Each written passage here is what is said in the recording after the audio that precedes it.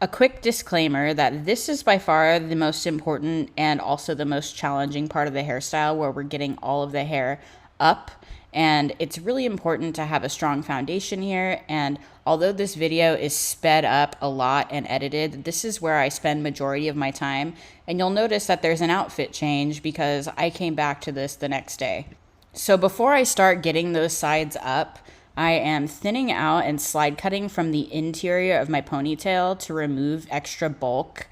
I do this before I put the perimeter up because I don't want to have too much excess tugging once I have all those sides pinned up. I may do a little bit more thinning later, but I'm doing the heavy lifting with the ponytail cut before I put up the sides.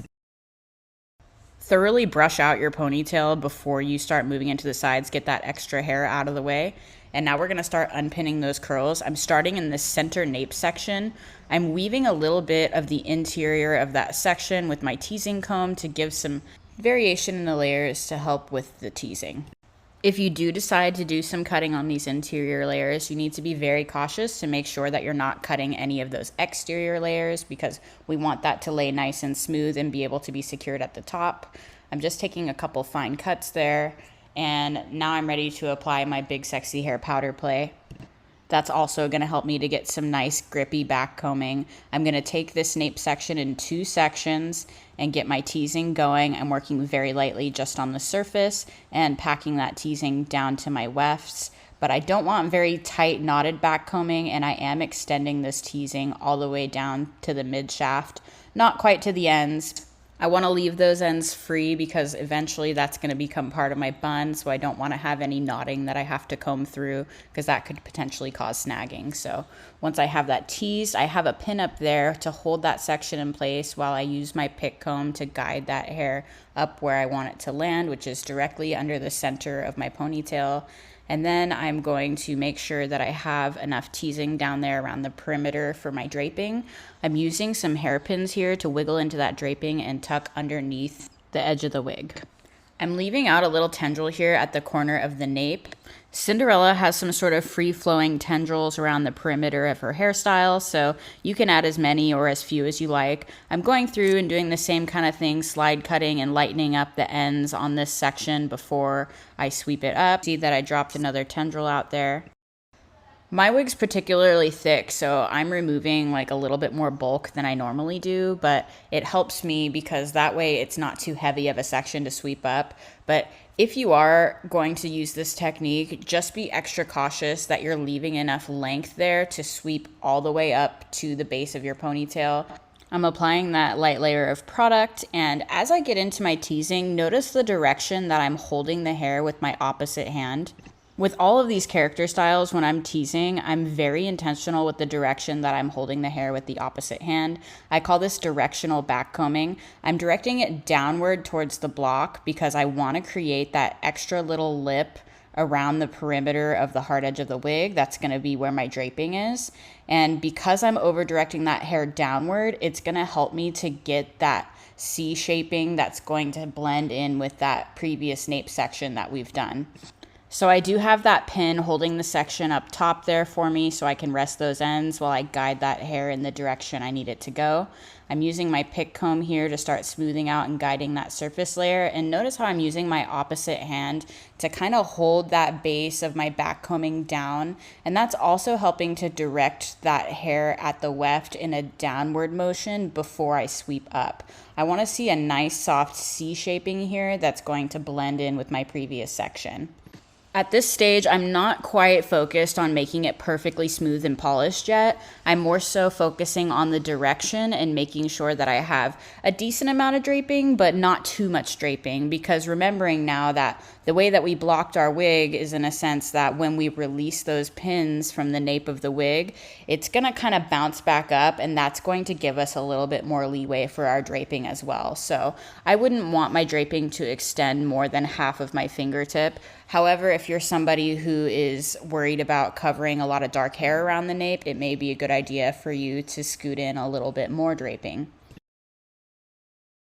I've got a direction that I like here going in the right way, so I am ready to start misting a little bit of water. That's going to help give me a bit more control and memory. And then I use these long 3-inch pins at the very top here to hold those previous sections in place while I keep adding to. Now this section here is on the interior, so we're not really focused on draping here, but I do want to thin this out a little bit because we don't need all this extra hair, and this is going to just blend in with our previous section. Now, also keep in mind that we're not necessarily going to be seeing this section. The side piece by the ear tab is going to sweep right over it, but we do want it to look clean because there may be parts of it that need to blend in. Now, as we put these sections up, we want to make sure that we're going to be securing it as close to the ponytail as possible. The further away you place your bobby pins from your ponytail, the wider your bun is going to have to be to cover those bobby pins. So I try to make that pinning section as tight and compact to my ponytail as possible. And I can't stress enough that you need this to be extremely secure.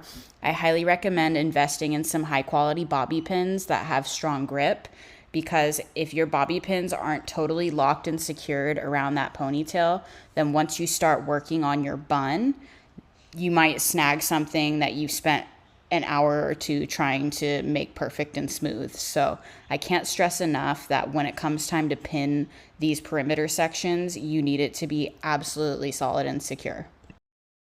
At this point, I haven't pinned anything yet. I still have to do my other side, but I just want to show you here how I use my long 3-inch pins to help hug that hair close to the head and enhance the shape of my wave.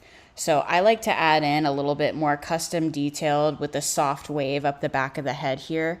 So I use a lot of pins in this stage, but this is kind of an advanced technique that maybe your first couple times you don't need to do because it's going to add a lot of time to your styling.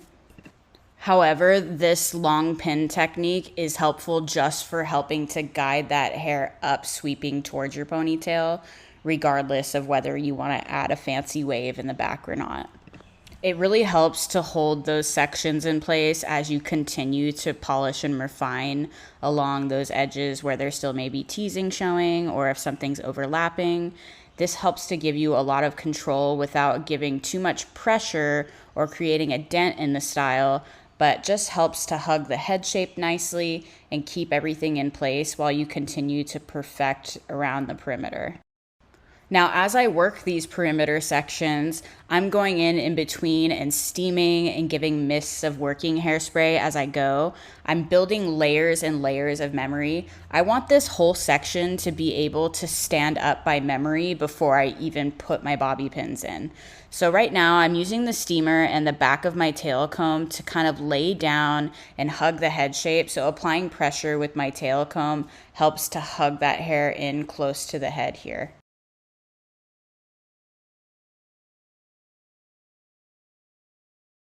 I let the steam dry and then I mist with the Big Sexy Hair Spritz and Stay in between. It's my favorite working spray, especially for updos. And what I'm doing in this process is just building memory. Now that I've done that quite a few times, I'm going in and placing my bobby pins. I'm making sure, like I mentioned earlier, that this is going to be super secure. I can't stress that to you enough. So I'm crisscrossing these pins and placing them as close to the ponytail as possible so I don't have to expand the width of my bun. When you're pushing those pins, you should feel some sort of resistance that tells you that the pins are locking into something, whether they're locking into each other, locking into the rubber band of the ponytail, locking into the skin top. You really need to make sure you're feeling some resistance when you push those pins in, because that's going to tell you that your pins are super secure and they're not going to be moving. So I'm even adding like double layers of pins here because it's the worst feeling ever when you spend a bunch of time smoothing out these sections and making it so perfect, and then getting into your bun, you just totally snag it when you comb something. The next perimeter section we're going to work on is this little 1-inch section that's right behind our bangs. So what I'm going to do, sometimes there's a part here and you may need to steam that out first. Right now I don't have a part right here. So I am going to remove a little bit of length and density here. This base wig that I'm working with today is particularly thick. I'm using this sliding technique from the interior because it helps to taper my ends, and the fact that I'm cutting from the inside is going to be helpful later when I'm forming my bun.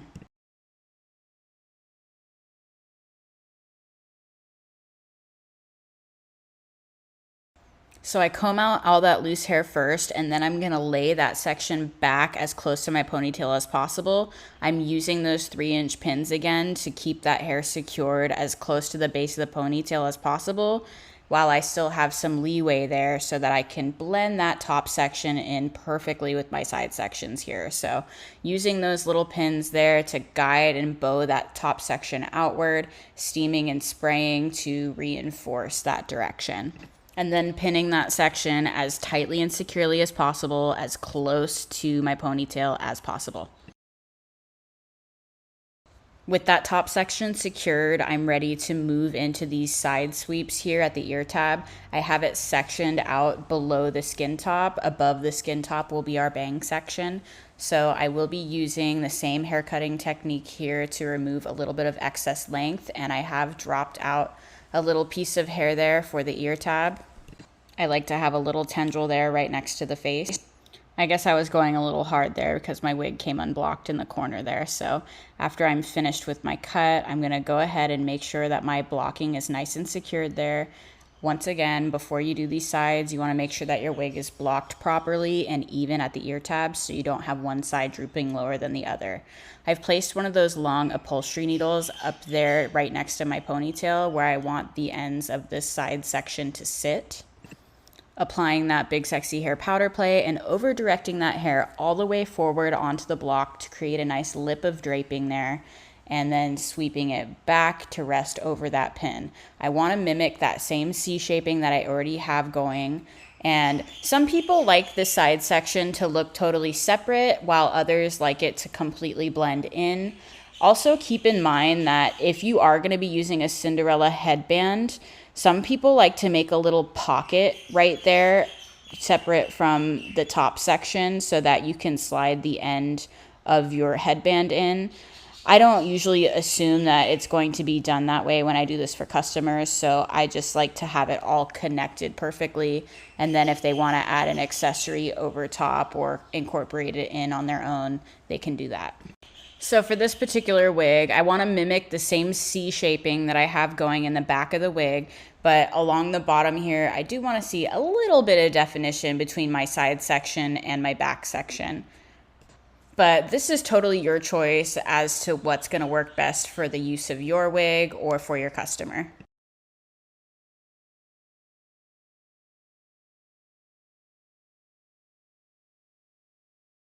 As you pick through and smooth out these sections, make sure that you're freeing up your ends of any leftover tangling or teasing. I just can't stress enough how heartbreaking it is when you've secured and worked so hard on this perimeter section and think that you're in the clear and move on to your bun, and when you're halfway through your bun, you pull on something and it totally snags the rest of the style. Using some U-pins again here to hold that C shaping in place, and I am spraying and steaming and smoothing several times before I pin. I just didn't feel the need to repetitively show you that in this video, but feel free to steam, spray, and smooth as many times as possible because it's really hard to revisit and re-smooth once you've secured all of this. You don't want to be fully relying on your bobby pins to hold the style together. The shape, your teasing, your set is giving that style so much memory that even if the bobby pin was pulled out, it would still want to kind of stay in place. So don't rely too much on your bobby pins. However, they are a very important step in this process.